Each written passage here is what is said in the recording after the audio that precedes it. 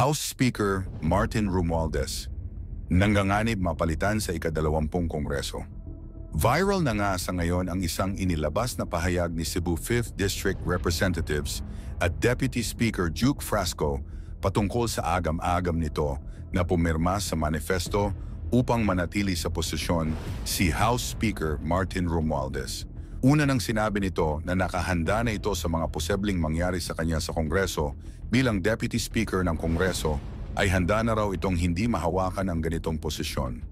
Sinabi rin nito sa isang post ng Freeman na maglalabas ito ng pahayag sa mga susunod na araw patungkol sa rason nito kung bakit hindi na siya pipirma pa upang maging Speaker si House Speaker Martin Romualdez.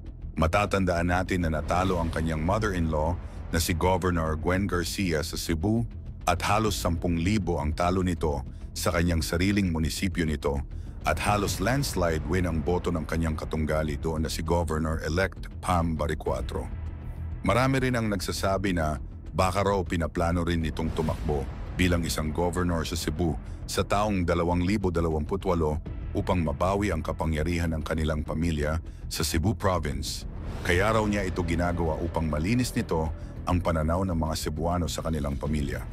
Matatandaan rin natin na karamihan sa mga naging kritiko ni VP Sara ay hindi nanalo sa nakaraang halalan. Ngayon ay tila nagbabago ang ihip ng hangin sa Kongreso dahil sa naging resulta ng nakaraang halalan. Umuugong rin ang posibilidad na tatakbo bilang House Speaker si Kongresista Paulo Duterte na siyang malaking hamon rin na kinakaharap ng Kongreso.